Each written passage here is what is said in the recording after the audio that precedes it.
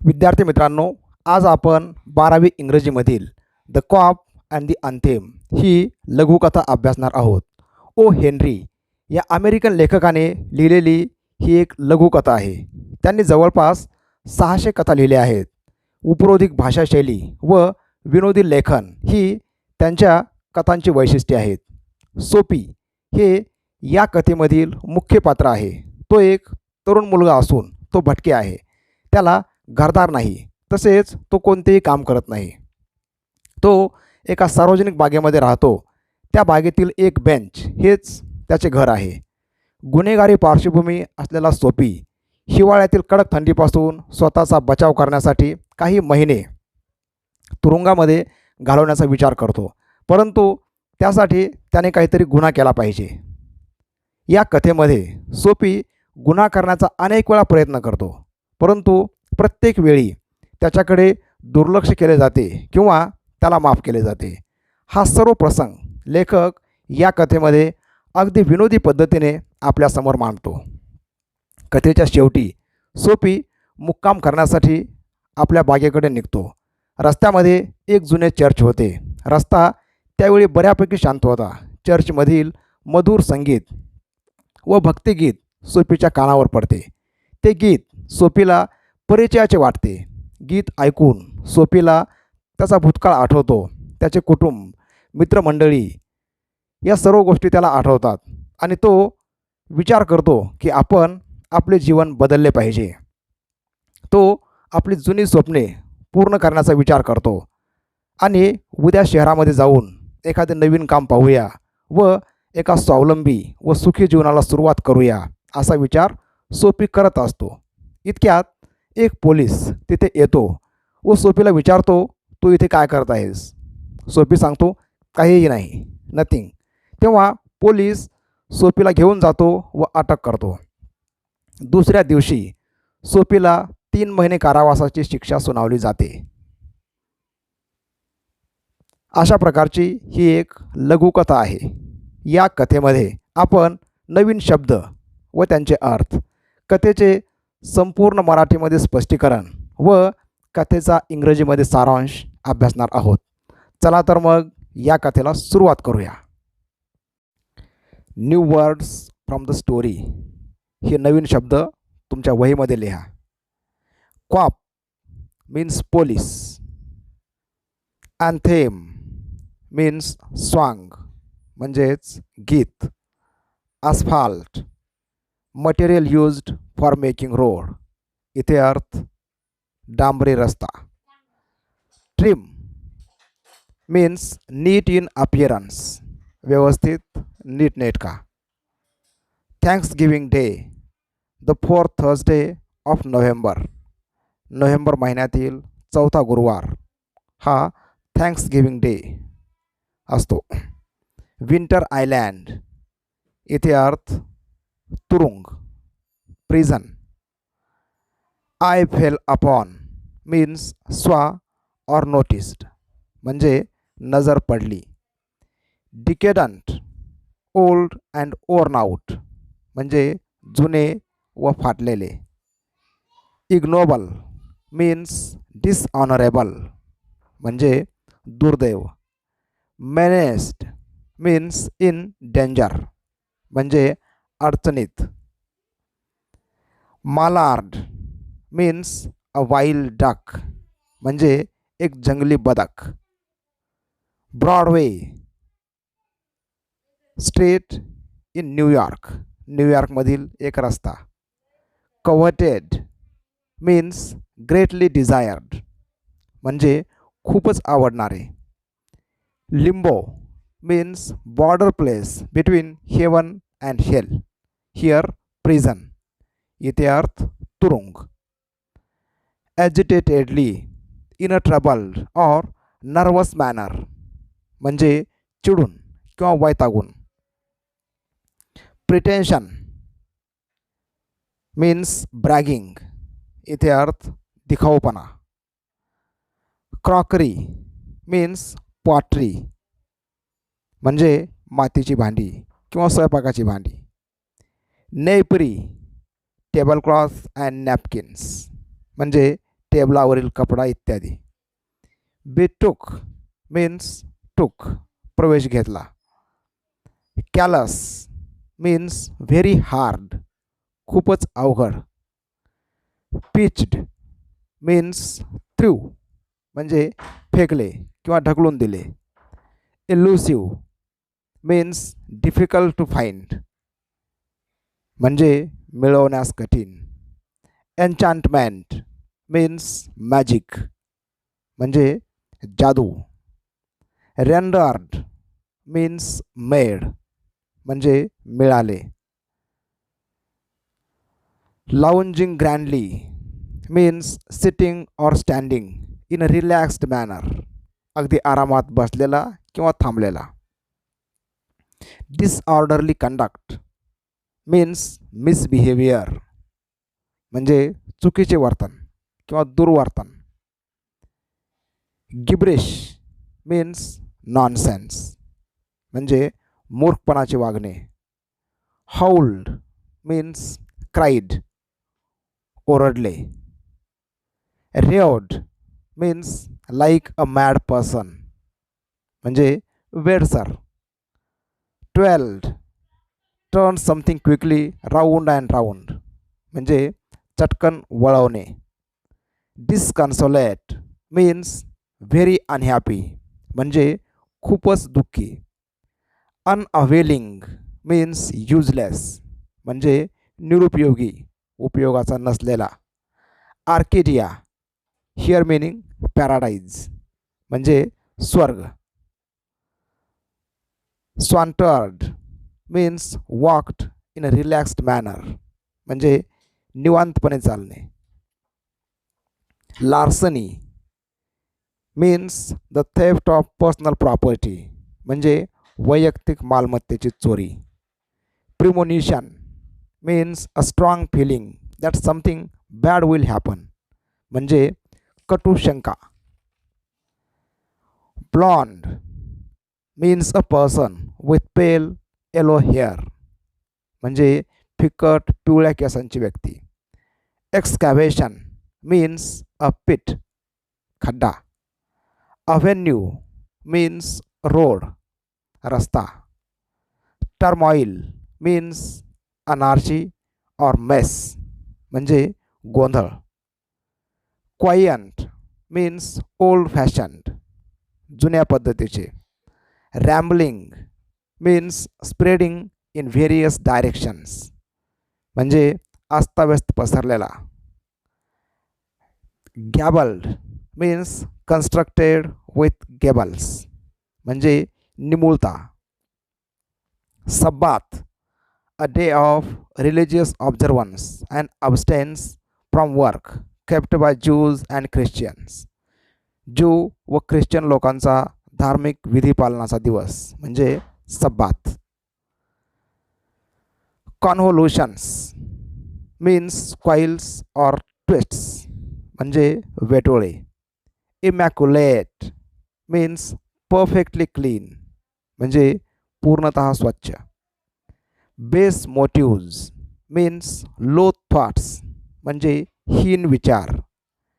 मायर means mess और अनप्लीजंट situation हताश किंवा निराश करणारी परिस्थिती.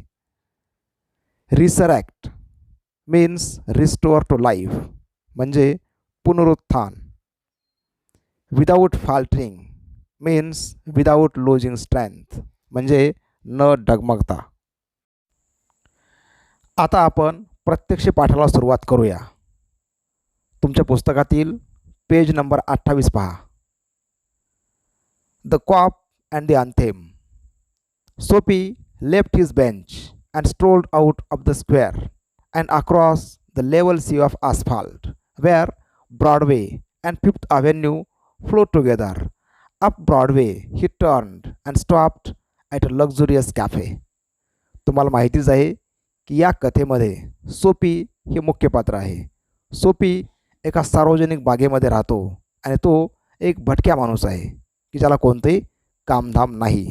तो रमतगमत चालत चालत ब्रॉडवे आणि फिफ्थ ॲव्हेन्यू ज्या ठिकाणी एकत्र येतात तिथपर्यंत येतो आणि त्या ठिकाणी एका लक्झुरियस कॅफेच्या जवळ तो थांबतो. Soapy had confidence in himself from the lowest button of his vest upward. He was shaven and his coat was trim, and his neat black bow had been presented to him by a lady missionary on Thanksgiving Day. If only he could reach a table in the restaurant, unsuspected success would be his. आणि सोपीला पूर्ण विश्वास आहे. इथं म्हटलं पहा,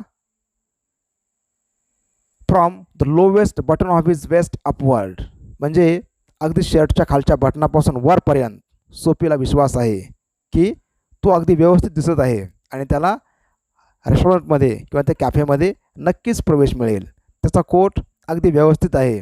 कोटवरती त्याने एक बो लावलेला आहे की जो बो एका लेडी मिशनरीने त्याला थँक्स गिव्हिंग डे या दिवशी गिफ्ट दिलेला आहे.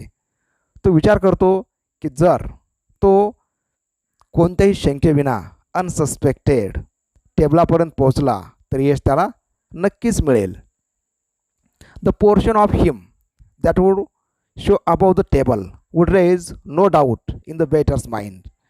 अ roasted mallard duck thought Soapy would be about the thing with a bottle of wine and then some cheese, a cup of coffee and a cigar. $1 for the cigar would be enough. सोपी विचार करतो की जो त्या टेबलाच्या वरचा दिसणारा जो भाग आहे, कोट आणि चेहरा वगैरे तो व्यवस्थित आहे आणि वेटरला काहीही शंका येणार नाही असं सोपीला वाटतं. आणि तो विचार करतो की मालाड हे जे जंगली बदक आहे त्याचे मांस, यानंतर थोडेसे चीज, एक कप कॉफी आणि सिगार या सगळ्या वस्तू आपण कॅफेमध्ये घेऊयात. तो विचार परत आणखी असाही करतो की $1 for the cigar would be enough. आणि पुढं म्हटलं पहा, the total would not be so high as to call forth any extreme of revenge from the cafe management and at the meat would leave him filled and happy for the journey to his winter island. हे जे काही total आहे ते total खूप जास्त होता कामा नये, अन्यथा कॅफेचा जो मालक आहे तो आपल्याला आणखी जास्त त्रास देईल. तेव्हा तो विचार करतो की जर हे सगळं जेवण घेतलं तर विंटर आयलँडपर्यंत पोहोचेपर्यंत तो अगदी मजेत प्रवास करू शकला असता. Winter island it stands for prison. सोपी हा बेघर आहे आणि तो विचार करतो की जर तो एखादा गुन्हा केला तर त्याला शिक्षा होईल आणि तो हिवाळ्यातील हे 3-4 महिने अगदी आनंदात त्या जेलमध्ये तुरुंगामध्ये काढू शकेल. हे तुरुंग म्हणजेच विंटर आयलँड असा इथं संदर्भ आहे. बट ॲज सोपी set foot inside the restaurant door, the head waiter's eye fell upon his tattered trousers and decadent shoes. परंतु सोपीने जेव्हा रेस्टॉरंटच्या दरवाजामध्ये पाऊल टाकले त्याचवेळी हेड वेटर्स, जो काही तिथला मुख्य वेटर आहे, त्याची नजर सोपीच्या टॅटर्ड ट्राउझर्स, जे की फाटकी विजार आहे आणि जीर्ण झालेले शूज आहेत, यावरती पडली. Strong and ready hands turned him about and conveyed him in silence and haste to the sidewalk and averted the ignoble fate of the managed mallard. आणि लगेच वेटरने ॲक्शन घेतली आणि सोपीला पकडून हळूच रोडच्या बाजूला नेऊन सोडून दिले. आणि हे जे काही पुढचा प्रसंग होता तो प्रसंग पूर्णतः टळला. सोपी turned off Broadway. It seemed that his route to the coveted island was not to be an easy one. Some other way of entering the limbo must be devised. आणि सोपीचा हा पहिला प्रयत्न अपयशी झाल्याच्या नंतर सोपीला असं वाटतं द कवेटेड आयलँड म्हणजेच प्रिझन, तुरुंगवास, हे तुरुंगात जाणं हे काही फारसं सोपं नाही. त्यासाठी आपण आणखी काही प्रयत्न केले पाहिजेत असा सोपी विचार करतो. At a corner of 6th Avenue, electric lights and cunningly displayed wares behind plate glass made a shop window attractive. Soapy took a stone and dashed it through the glass. इथं सोपी दुसरा प्रयत्न करतो, दुसरा गुन्हा करण्याचा प्रयत्न करतो की 6th Avenueपाशी तो एक भलं मोठं दुकान पाहतो आणि दुकानाची खिडकी ज्यामध्ये वस्तू मांडलेल्या होत्या ती काचेची खिडकी खूपच आकर्षक दिसत होती. सोपी एक दगड घेतो आणि त्या खिडकीवरती दगड मारतो. People came running round the corner, a policeman in the lead. Soapy stood still with his hands in his pocket and smiled at the sight of brass buttons. आणि सोपीने काचेच्या खिडकीवरती दगड मारल्याच्या नंतर खिडकी फुटते, त्याचा आवाज येतो. शेजारचे लोक आणि एक पोलीस धावत पळत येतात आणि त्या ठिकाणी सोपी आपले हात खिशामध्ये ठेवून अगदी मजेशीर उभा असतो आणि तो पोलिसाकडे पाहून हसतो. Sight of brass buttons. Brass buttons म्हणजेच policeman. Where is the man that done that, inquired officer ॲजिटेडली.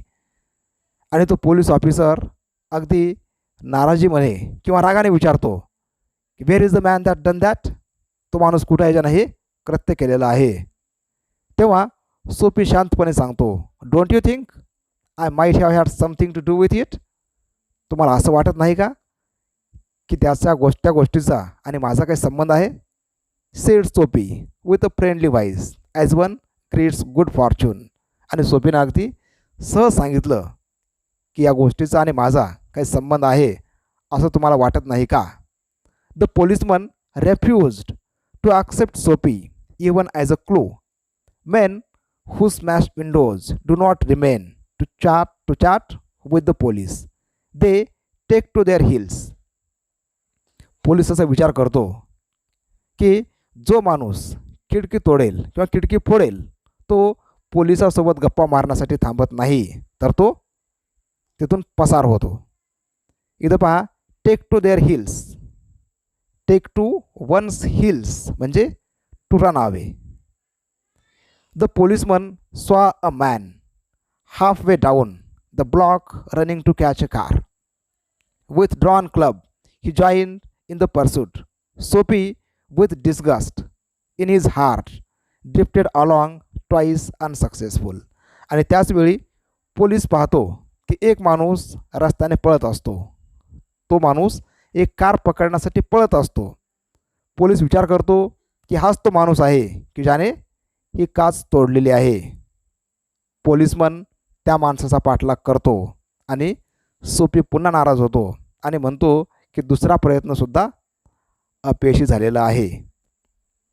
नंतर सोपी आणखी प्रयत्न करतो एखादा गुन्हा करण्याचा की ज्यामुळे त्याला शिक्षा होईल आणि तो जेलमध्ये अगदी मजेत राहू शकेल. On the opposite side of the street was a restaurant of no great pretensions. It catered to large appetites and modest purses. लेखक सांगतो की त्याच्या विरुद्ध बाजूला दुसरे एक रेस्टॉरंट होते की ते रेस्टॉरंट फारसे प्रसिद्ध नव्हते, की ज्या लोकांना खूप भूक लागलेली आहे आणि कमी पैसे आहेत अशा लोकांसाठी एक असं वाजवी दरामध्ये जेवण देणारं किंवा सेवा पुरवणारं दुसरं एक होतं restaurant. Its crockery and atmosphere were thick, its soup and nappy thin. Into this place, Soapy betook himself without challenge. इथं लेखक सांगतो its crockery and atmosphere were thick. त्या ठिकाणची जे काही इतर वस्तू आहेत ते थिक आणि सूप अँड नॅपरी, टेबलवर जे काही टेबलक्लॉथ वगैरे आहेत त्याला म्हणतो आपण नॅपरी, या गोष्टी थिन होत्या. आणि सोपी अगदी सहजपणे त्या हॉटेलमध्ये प्रवेश करू शकतो कारण ते हॉटेल अगदी सामान्य लोकांसाठी होते. At a table he sat and consumed beef steak, flapjacks, downers and peas, and then he told the waiter the fact that the monetist coin and himself were total strangers. सोपीने रेस्टॉरंटमध्ये प्रवेश केला. गेल्याच्या नंतर तो अगदी पोटभर जेवण करतो. बीफ स्टेक्स, फ्लॅपजॅक्स, डाउनट्स इत्यादी पदार्थ तो घेतो आणि झाल्याच्या नंतर तो अगदी फ्रँकली सांगतो की अगदी छोटंसं कॉईन किंवा पैसा आणि मी यांचा काहीही संबंध नाही. तेव्हा बिल मला विचारू नका या अर्थानं तो तिथल्या वेटरशी बोलतो.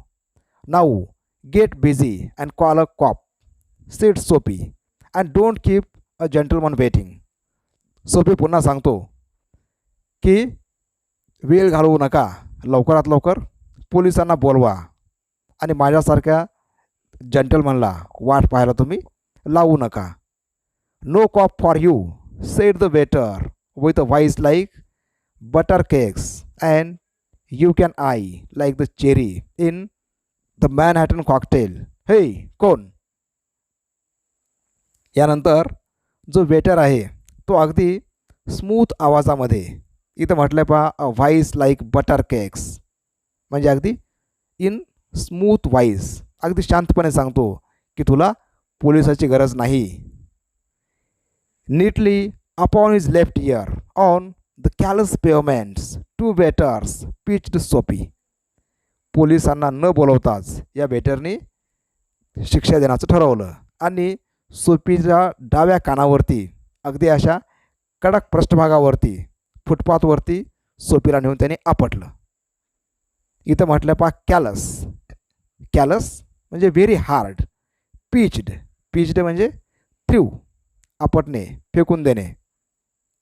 ही arose joint by joint as a carpenter's rule opens and dusted his clothes. Arrest seemed now but an elusive dream. आणि नंतर हा मार खाल्ल्याच्या नंतर किंवा आपण म्हणू सोपीची धुलाई झाल्याच्या नंतर हळूच सोपी जागेवरून उठतो आणि त्याला असं वाटतं की आपली अरेस्ट होणं किंवा आपणाला शिक्षा होणं हे अगदी असाध्य असं स्वप्न आहे. The island seemed very far away.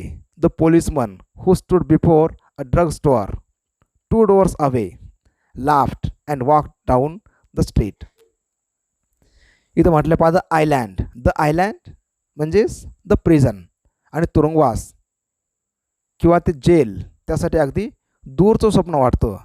आणि बाजूलाच ड्रग स्टोअरच्या जवळ उभा असलेला पोलिसमन सोपीकडे पाहतो, हसतो आणि निघून जातो. Soapy was seized with sudden fear that some dreadful enchantment had rendered him immune to arrest.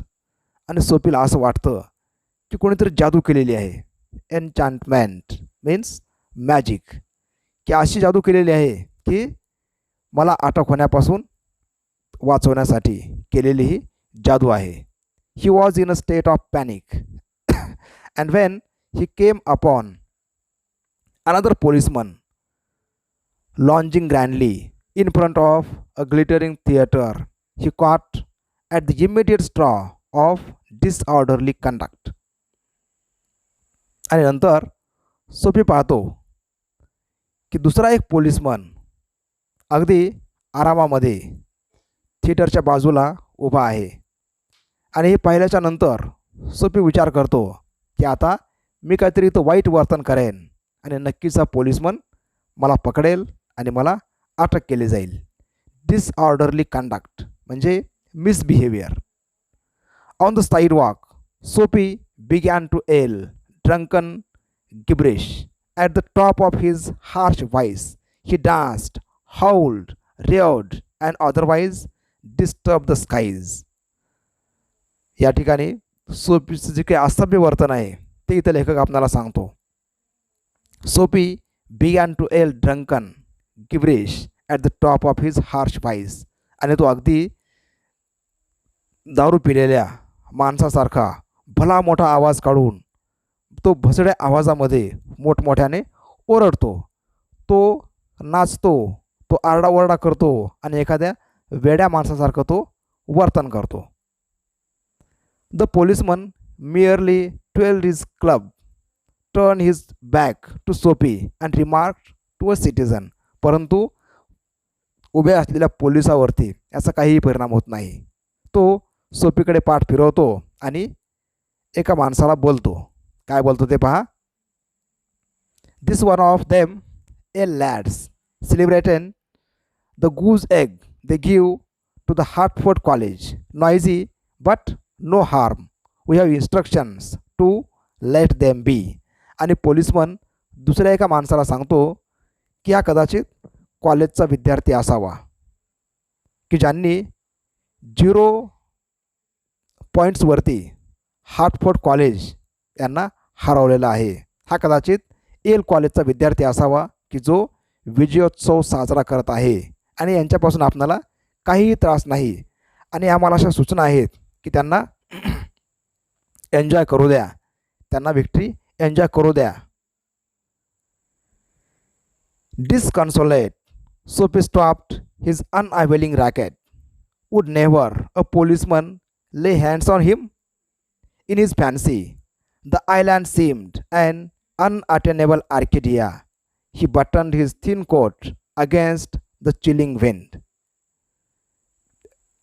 इथं पहा लेखक सांगतो आपणाला डिस्कन्सोलेट म्हणजे व्हेरी अनहॅपी. आणि हा सुद्धा प्रयत्न अपयशी झाल्याच्या नंतर सोपी खूपच दुःखी झाला आणि त्याला असं वाटतं की कोणताच पोलिसमन आपणाला पकडणार नाही का, शिक्षा आपणाला होणार नाही का. त्याला असं पण वाटतं the island seemed and unattainable Arcadia. Arcadia इथं मिनिंग असेल पॅराडाईज. सोपीला तुरुंगवास म्हणजे एक स्वर्ग वाटतो आणि हे स्वर्ग मिळणं, हा तुरुंगवास मिळणं त्यासाठी अगदी अशक्य गोष्ट आहे की काय, असा सोपी विचार करतो. तो आपल्या कोटची बटणे लावतो. लेखक इथं वर्णन करतो पहा. ही बटन्ड हिज थिन कोट. हा जो काही कोट आहे तो थिन आहे. Against the chilling wind. आणि थंडी आणखी सध्या वाढतच आहे आणि या थंडीपासून बचाव करण्यासाठीच सोपीला तुरुंगवास पाहिजे. तो तुरुंगात जाऊ इच्छितो. In a cigar store he saw a well dressed man lighting a cigar at the swinging light. He had set his silk umbrella by the door on entering. सोपी पाहतो की एक चांगल्या कपड्यातला माणूस काय करत आहे, सिगारच्या दुकानामध्ये सिगार पेटवत आहे आणि त्याची सिल्क अम्ब्रेला, सिल्कची छत्री दरवाजामध्ये ठेवलेली आहे. सोपी stepped inside, ग्रॅब्ड the umbrella and sauntered off with it slowly. The man at the cigar light followed hastily. आणि सोपी अगदी शांतपणे त्या रूममध्ये प्रवेश करतो. Stepped inside, ग्रॅब्ड the umbrella. ते अम्ब्रेला उचलतो आणि अगदी लेजरली मॅनर, अगदी आरामशीर पद्धतीने तो छत्री घेऊन चालत बाहेर निघतो. आणि जो छत्रीचा मालक आहे तो घाईघाईने बाहेर येतो. माय अम्ब्रेला ही सेड स्टर्नली. आणि तो ठामपणे सांगतो माझी छत्री. ओ is it sneered Soapy, adding insult to petty larceny. Well why don't you call a policeman? I took it your umbrella. Why don't you call a cop? There stands one on the corner. आणि Soapy सांगतो ओ is it sneered सोपी. तो म्हणतो की असं तुमची आहे छत्री? आणि तो परत म्हणतो Y don't you call a policeman? जर छत्री तुमची आहे तर तुम्ही पोलिसांना का बोलवत नाही? आय टूक इट, छत्री तुमची मी घेतलेली आहे. Your umbrella. Why don't you call a cop? पोलिसाला तुम्ही का बोलवत नाहीत? आणि तो परत सांगतो there stands one on the corner. आणि कोपऱ्यावरती एक पोलिसमन उभा आहे, त्याला बोलवून घ्या आणि माझी तक्रार करा. सोपीने त्या माणसाला सांगून टाकले. The umbrella owner slowed his steps. Soapy did likewise with a premonition that luck would again run against him. The policeman eyed at the two curiously. त्यानंतर जो छत्रीचा माणूस छत्रीचा मालक आहे त्याने त्याची स्पीड कमी केली आणि त्यानंतर सोपीने सुद्धा चालण्याची स्पीड कमी केली आणि बाजूला असलेला पोलिसमन दोघाकडे अगदी क्युरियसली पाहतो, उत्सुकतेने पाहतो, परंतु पोलिसमन काहीच कृती करत नाही. Of course sed the umbrella man. Well, you know how these mistakes occur. If it's your umbrella, I hope you will excuse me. I picked it up this morning in a restaurant. If you recognize it as yours, why I hope you will. Of course, it's mine, said Soapy savagely. त्यानंतर तो माणूस सांगतो की अशा चुका, such mistakes occur sometime, अशा गोष्टी काहीतरी घडतात. मी आज सकाळीच एका हॉटेलमधून किंवा रेस्टॉरंटमधून ही छत्री घेतलेली आहे की जर ही तुमची असेल आणि तुम्ही ती ओळखली असेल तर मी यासाठी काही, असं तो म्हणतो. आणि सोपी अगदी उद्धटपणे सांगतो, ऑफकोर्स इट्स माईन, ही छत्री माझीच आहे. The ex-umbrella man retreated. The policeman hurried to assist a tall blonde in an opera cloak across the street in front of a streetcar that was approaching 2 blocks away. यानंतर छत्रीचा जो मालक की ज्याने छत्री गमावली तो वापस गेला आणि पोलिसमन एका ब्लॉन्डला मदत करण्यासाठी धावत तिकडे पळाला आणि अशा प्रकारे दोघांनीही सोपीकडं पूर्णपणे दुर्लक्ष केलं. Soapy walked eastward through a street damaged by improvements. He hurled the umbrella angrily into an excavation. Soapy त्यानंतर पूर्वेकडे चालत गेला की ज्या ठिकाणी रस्त्याचे काम सुरू असल्यामुळे रस्ता खराब झाला होता आणि रागारागाने सोपीने हातातील छत्री एका खड्ड्यामध्ये फेकून दिली. ही मट्टर्ड against the men who wear helmets and carry clubs because he wanted to fall into their clutches. They seemed to regard him as a king who could do anything wrong. आणि नंतर सोपी रागारागाने काहीतरी पुटपुटतो. Look at the word muttered means uttered. इथं म्हटलं पहा, the men who wear helmets and carry clubs म्हणजेच policeman. Because he wanted to fall into their clutches. त्याची अशी इच्छा होती की या पोलिसांनी की ज्यांच्या हातामध्ये दंडुके आहेत आणि डोक्यावरती हेल्मेट आहे त्यांनी याला पकडलं पाहिजे आणि शिक्षा दिली पाहिजे. परंतु पोलिसांना वाटतं की सोपी म्हणजे एक राजा आहे आणि तू काही पण करू शकतो. At length Soapy reached one of the avenues to the east where the glitter and turmoil was but faint. He dragged himself toward Madison Square, for the homing instinct survives even when the home is a park bench. नंतर सोपीची पावलं त्याच्या घराकडे वळतात. त्याचे घर म्हणजेच public park, सार्वजनिक बाग आहे आणि ती बागेमध्ये एक बेंच आहे, यावरती तो आराम करतो.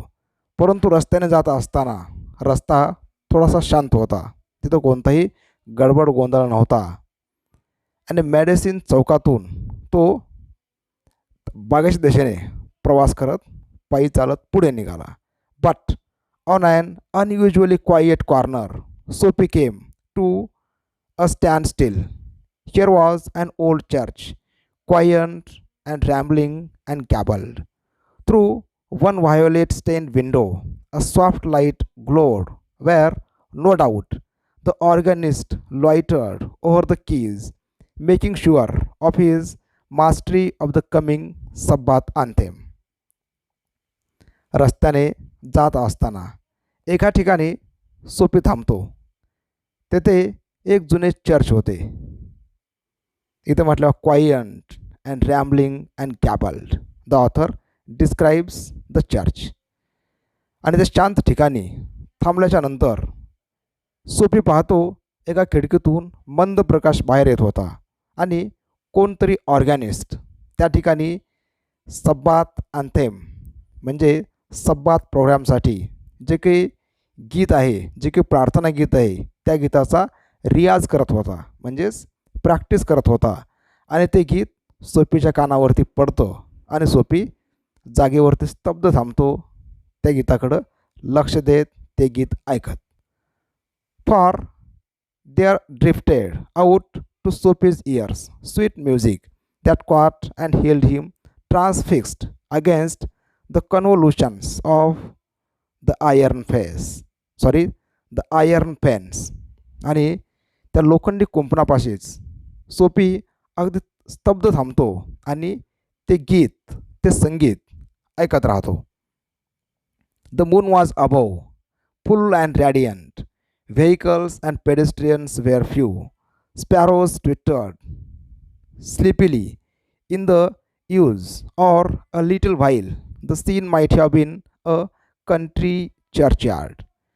या ठिकाणी लेखक ते जे काही वातावरण आहे, ॲटमॉस्फिअर, त्याचं ते वर्णन करतो. आकाशामध्ये चंद्र उगवलेला होता, तो चमकत होता चंद्र, रॅडियंट मीन्स शायनिंग.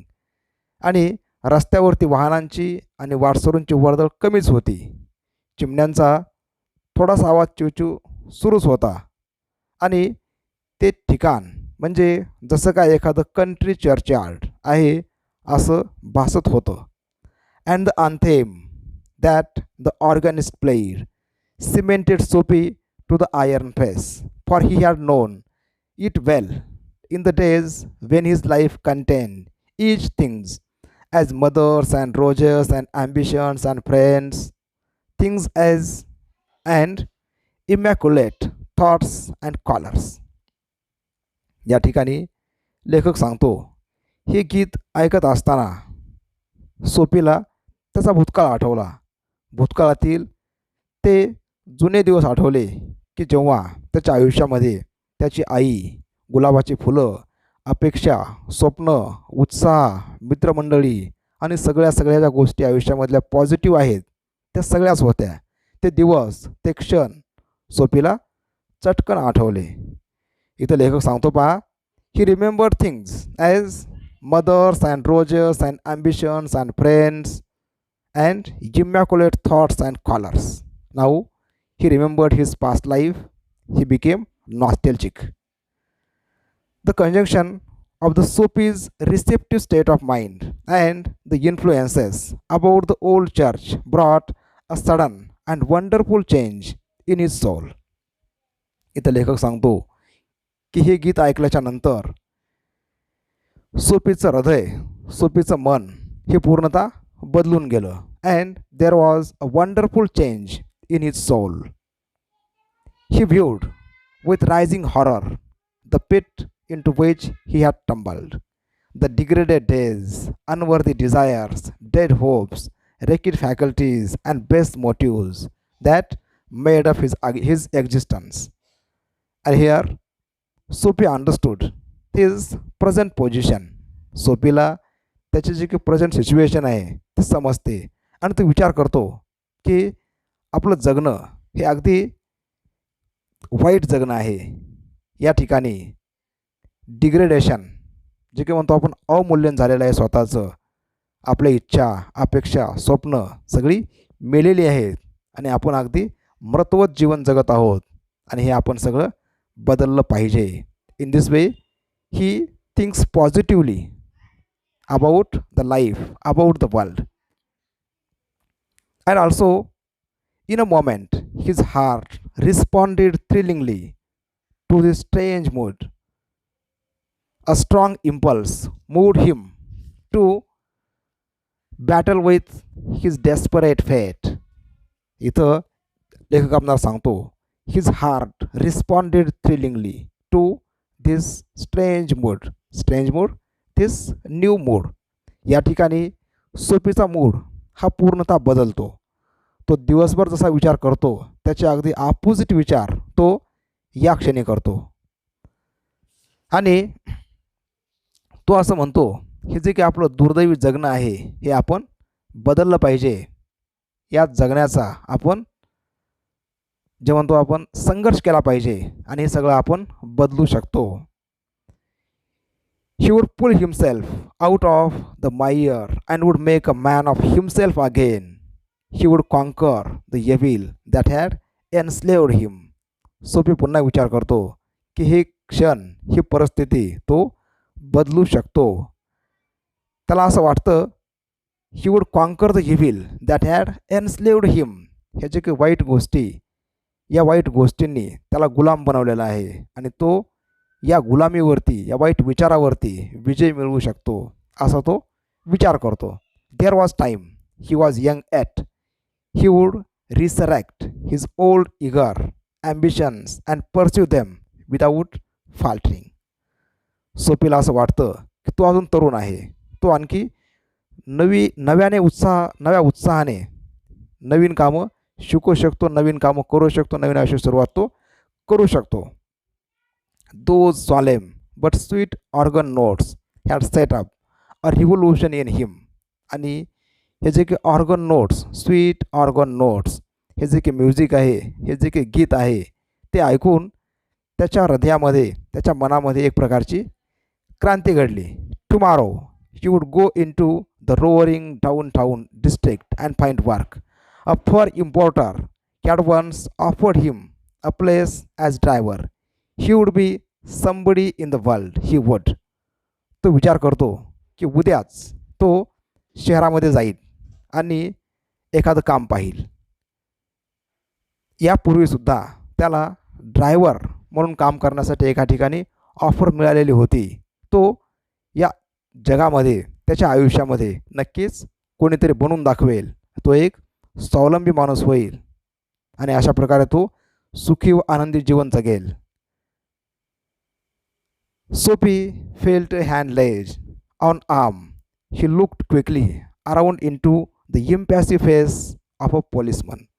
आणि सोपी अशा विचारांच्या तंद्रीमध्ये असतानाच अचानक त्याच्या खांद्यावरती कोणतरी हात ठेवतो आणि सोपी चटकन वळून पाठीमागं पाहतो तर शांतपणे उभा असलेला एक पोलिसमन त्याला दिसतो.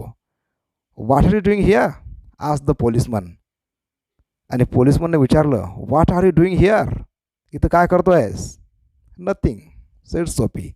सोपी सांगतो, नथिंग, काहीही नाही. Then come along said the policeman. Policeman सांगतो, जर उत्तर काहीही नाही असेल तर माझ्यासोबत चल. 3 months on the island said the magistrate in the police court the next morning.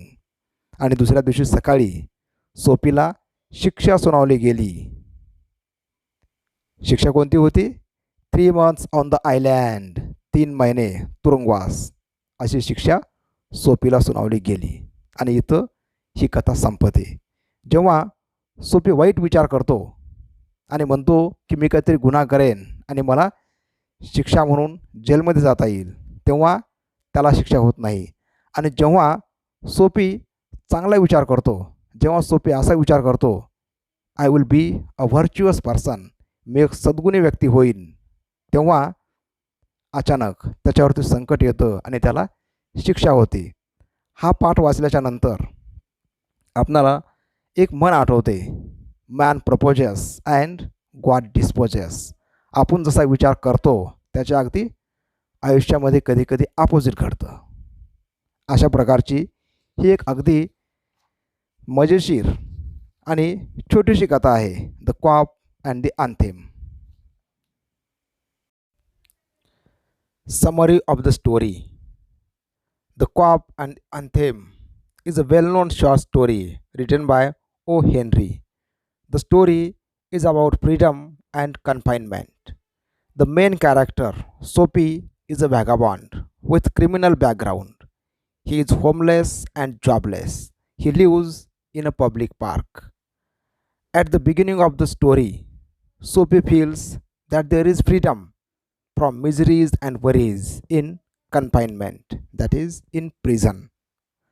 He makes multiple attempts to get arrested by the cops but fails. He needs a shelter for the winter. He thinks that prison is the best place to him.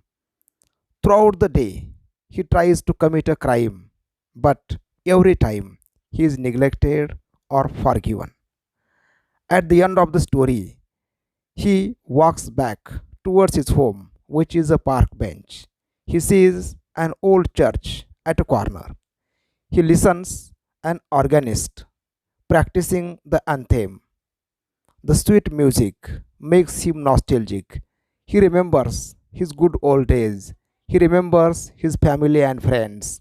He assesses his situation. He decides to change his wrongful ways. He decides to do a job and turn his life. The irony of fate is that the moment he wants to lead an honest life, a cop arrests him and the magistrate sentences him to serve 3 months in prison. Dear students, once again read the story carefully and do the brainstorming activities. Prepare your own notes. For more videos, subscribe my YouTube channel. Thank you for watching. Have a nice day.